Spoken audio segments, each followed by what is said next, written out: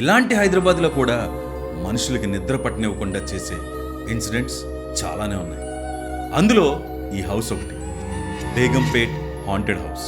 కథలోకి వెళ్తే అది 2020 ఏప్రిల్. ప్రపంచం అంతా లాక్డౌన్లో ఉన్న ఆ టైంలో, అదే టైంకి ఒక ఫ్యామిలీ వాళ్ళ లైఫ్ని స్టార్ట్ చేశారు. సడన్గా పక్కనున్న పిల్లోడున్న ఉయ్యాలు ఊగడం స్టార్ట్ అయింది. వెంటనే సనాకి మెలకు వచ్చింది. ఆ ఆకారం విండో నుండి వీళ్ల వైపు చూస్తూ నవ్వుతుంది. ఆ ఓనర్ని వెళ్ళి గట్టిగా అడిగారు, మీ house కర్స్డా?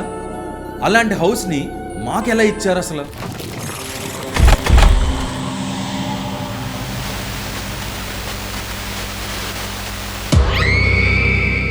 Hello everyone, welcome to the channel. నేను మీ సాయినాథ్ గర్మెల్లా. ఈరోజు మనం హైదరాబాద్లో ఒక హాంటెడ్ హౌస్ గురించి మాట్లాడుకుందాం. హైదరాబాద్ అంటే అందరికీ గుర్తొచ్చేది biryani, techies, street shopping, Charminar and so on. ఇలాంటి హైదరాబాద్లో కూడా మనుషులకి నిద్ర పట్టనివ్వకుండా చేసే ఇన్సిడెంట్స్ చాలానే ఉన్నాయి. అందులో ఈ హౌస్ ఒకటి, బేగంపేట్ హాంటెడ్ హౌస్. దీని మీద నేను చాలా స్టోరీస్ విన్నాను, కానీ రీసెంట్గా నా ఫ్రెండ్ చెప్పిన విషయాలు విన్నాక చాలా ఇంట్రెస్టింగ్గా అనిపించింది. సో ఈరోజు మనం ఈ ఇంట్లో ఏం జరిగింది, ఎందుకు ఈ house one of the top mosted house కింద కన్వర్ట్ అయిందో ఇప్పుడు చూద్దాం. బేగంపేటలో ఉన్న ఈ ఇల్లు కొన్ని ఇయర్స్గా అలానే ఖాళీగా పడి ఉంది. ఎవ్వరు ఇంటి జోలికి వెళ్ళరు. ఒకవేళ దిగినా కూడా 10 days కన్నా ఎక్కువ రోజులు ఉండలేరు. కథలోకి వెళ్తే అది 2020 ఏప్రిల్. ప్రపంచం అంతా లాక్డౌన్లో ఉన్న ఆ టైంలో, అదే టైంకి ఒక ఫ్యామిలీ వాళ్ళ లైఫ్ని స్టార్ట్ చేశారు. ఒక ముస్లిం ఫ్యామిలీలో ఉన్న హస్బెండ్కి అతని బ్యాంక్ ట్రాన్స్ఫర్ అయ్యి హైదరాబాద్ వచ్చారు. అతని పేరు జునాయిద్ అండ్ వాళ్ళ వైఫ్ నేమ్ సనా. అండ్ వాళ్ళకి న్యూ బార్న్ బేబీ ఉన్నారు. తన నేమ్ జైన్. తను బ్యాంక్కి దగ్గరలో ఒక హౌస్ తీసుకున్నాడు. ఆ హౌస్ హైదరాబాద్లోనే one of the most beautiful house. లోపలికి వెళ్తే ఒక స్వర్గంలా ఉంటుంది. కాకపోతే కొంచెం దుమ్ముగా ఉంటే హస్బెండ్ అండ్ వైఫ్ ఇద్దరు మార్నింగ్ నుండి ఆ హౌస్ అంతా క్లీన్ చేశారు. అలా నైట్ అయింది. జునాయిద్, సనా బెడ్ మీద పడుకున్నారు. పక్కనే చిన్న ఉయ్యాలలో వాళ్ళ చైల్డ్ జైన్ని పడుకోబెట్టారు. మిడ్ నైట్ 12:30 AM అయింది. చాలా క్వైట్గా ఉంది. సడన్గా పక్కనున్న పిల్లోడున్న ఉయ్యాలు ఊగడం స్టార్ట్ అయింది. వెంటనే సనాకి మెలకు వచ్చింది. లేచిన వెంటనే పిల్లోడి వైపు వెళ్ళింది తన చూపు. కానీ అక్కడంతా నార్మల్గానే ఉంది. ఇదేంటి సౌండ్ వచ్చింది కదా, మేబీ నేను ఇమాజిన్ చేసుకున్నానేమో అని అనుకున్నాను. మళ్ళీ నిద్రలోకి జారుకుంది. మళ్ళీ కొంచెం సేపు అయ్యాక ఈసారి ఆ ఉయ్యాల పక్కకి జరిగినట్టుగా సౌండ్ వచ్చింది. కానీ ఈసారి వచ్చిన సౌండ్ నిజంగానే వచ్చిందని సనాకి అర్థమైంది. సనా లేచి చూసింది. తన బెడ్ సైడ్ స్ట్రైట్గా ఉన్న వాష్రూమ్ వైపు ఆ ఉయ్యాల కొంచెం జరిగింది. ఇదేంటి అక్కడికి జరిగింది అనుకుంది. కానీ సనా అప్పటికి చాలా నిద్రమత్తులో ఉంది. ఇదంతా నేను ఇమాజిన్ చేసుకున్నానేమో అని అనుకుంది. మార్నింగ్ నుండి ఈవినింగ్ దాకా వర్క్ చేశాను కదా, దానివల్లేమో అని అనుకుంది. అలా పడుకునిపోయి నెక్స్ట్ డే మార్నింగ్ సనా లేచి చూసేసరికి ఆ ఉయ్యాల ఆ వాష్రూమ్కి ఆనుకునుంది. ఏదో ఎవరో లాగి ఈడ్చుకుంటూ అక్కడికి తీసుకెళ్ళినట్టుగా ఉంది. వెంటనే సనా భయంతో జునాయిద్ని లేపి, నువ్వే చేసావా ఇదా అని అడిగింది.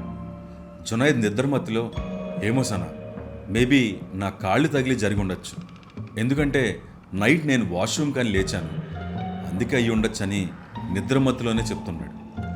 సరే అని సనా ఆ ఇన్సిడెంట్ని లైట్ తీసుకుంది. తర్వాత కొన్ని డేస్ అయ్యాక సనా కిచెన్లో సామాన్లు ఎన్ని పెట్టినా కూడా అవి మిస్ అవుతూ వచ్చాయి. కానీ తనకి ఎప్పుడూ తనతో పాటు ఎవరో ఉన్నారనే ఫీలింగ్ ఎక్కువ ఉండేది. కానీ ఎప్పుడు అది జునాయిద్తో చెప్పేది కాదు. ఎందుకంటే తనకే చాలా టెన్షన్స్ ఉండేవి. మళ్ళీ ఇవన్నీ చెప్పి భయపెట్టడం ఎందుకని చెప్పి తనే మొత్తం మేనేజ్ చేసేది. ఇంట్లో వర్క్స్, అలానే పిల్లాన్ని కూడా చూసుకునేది. అలా డేస్ గడిచే కొద్దీ ఇన్సిడెంట్స్ తగ్గుతూ వచ్చాయి.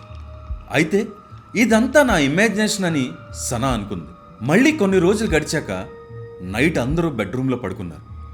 సడన్గా సనా తన బేబీని 2 AM నవ్వుతున్నట్టుగా వినబడింది. తనకి సడన్గా తన బేబీ ఎవరితోనో ఆడుకుంటున్నట్టు, లేదా ఎవరినైనా చూసి నవ్వుతున్నట్టు అనిపించింది.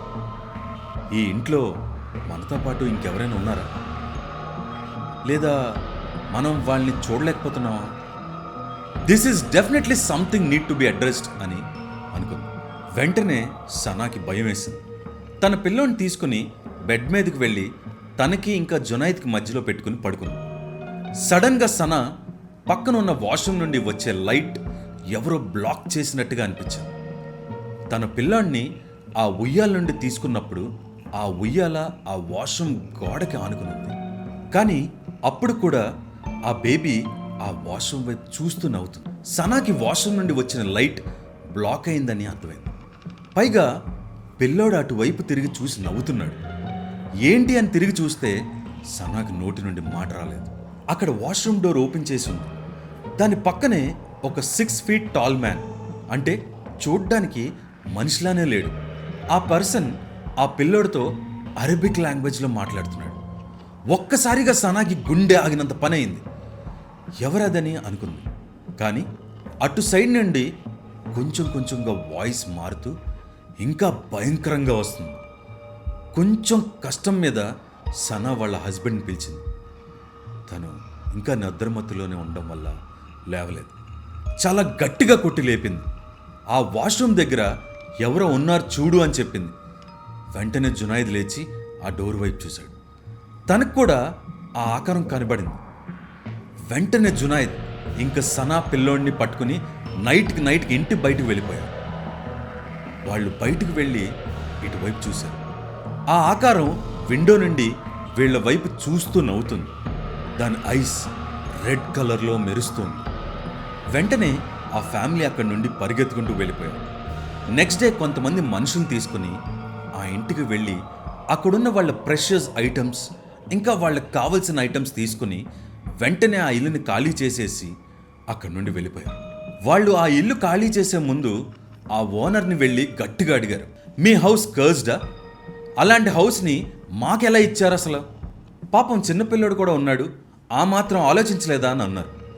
ఆ ఓనర్ పేరు రమణ. తను ఒక హిందూ. వాళ్ళు ఇలా చెప్పగానే వెంటనే ఒక పంతుల్ని తీసుకుని ఆ ఇంటికి వెళ్ళాడు. ఆ పంతులు ఇంట్లోకి వెళ్ళి వెంటనే ఈ ఇంట్లో ఉన్న దాన్ని నేను హ్యాండిల్ చేయలేను, నువ్వు వెంటనే మౌలానా కానీ హఫీజ్ని కానీ తీసుకునిరా, ఎందుకంటే ఇక్కడ ఉన్నది ఆత్మనో దెయ్యమో కాదు, అంతకన్నా భయంకరమైనది. అసలు ఇక్కడ ఉన్న దాని గురించి నాకు అవగాహన కూడా లేదని అన్నారు. వెంటనే రమణ ఒక మౌలాన్ తెచ్చాడు, అంటే ఒక ముస్లిం మాంత్రికుడు. అతను అక్కడ పూజలు అవన్నీ చేసి ఈ ఇంట్లో ఉన్నది జిన్. ఆ రోజు వాళ్ళు చూసింది కూడా అదే. ఎన్నో ఇయర్స్ నుండి అది ఇక్కడే ఉంది. ఎప్పుడైతే నీ వర్క్ కోసం వేరే ఊరు వెళ్ళి ఈ ఇంటిని ఖాళీగా ఉంచావో అప్పుడు ఈ జిన్ ఈ ఇంటి తన వశం చేసుకుంది. దీన్ని వదిలించుకోవడం అంత ఈజీ కాదు. నీ మంచి కోసమే ఈ ఇంటిని దానికే వదిలే, ఎందుకంటే ఇవి ప్రాణాలు తీయడానికి వెనకాడవు. ఆ జిన్ వాళ్ళ ఫ్యామిలీ అండ్ హౌస్ కోసం ఏవైనా చేస్తాయి. అర్జెంటుగా ఇక్కడ నుండి వెళ్ళిపోదాం, లేదంటే ఎప్పుడైనా మనల్ని ఆవహించేయచ్చు అని వాళ్ళు వెంటనే వెళ్ళిపోయారు. అప్పుడు 2020 నుండి 2023 వరకు ఇల్లు క్లోజ్ చేసేశారు. బయట డోర్స్కి పెద్ద పెద్ద తాయెత్తులు కట్టారు అండ్ ఆ ఇంటి వైపు ఎవరిని వెళ్ళొద్దని కూడా చెప్పారు. కానీ ఈ మధ్యనే వెలుగులోకి వచ్చిన విషయం ఏంటంటే ఆ రమణ మళ్ళీ ఆ హౌస్ని రెంట్కి ఇచ్చాడంట. అక్కడ ఇంకా ఆ జిన్ ఉందో లేదో అనేది ఆ ఇంట్లో ఉన్న వాళ్ళకే తెలియాలి. మనం ఎప్పుడూ కూడా ఒక ఇంటికి వెళ్లే ముందు ఇల్లే కాదు, ఆ ఇంటి వెనక ఏమైనా బ్యాక్ స్టోరీ ఉందా లేదా అనేది చూసుకోవాలి. ఇకపోతే జిన్. కొంతమందికి ఈ జిన్ అంటే ఏంటో తెలుసు, కొంతమందికి తెలియదు. ఒకవేళ దీని గురించి కంప్లీట్గా తెలియాలనుకుంటే కింద జిన్ అని కమెంట్ చేయండి. నెక్స్ట్ దాని మీద పోస్ట్ చేస్తాను. బికాజ్ ఇది ఆత్మలు దయ్యాల కన్నా చాలా భయంకరమైనది. ఇది ఈరోజు మన హాంటెడ్ హౌస్ ఎపిసోడ్. నెక్స్ట్ ఎపిసోడ్లో కలుద్దాం.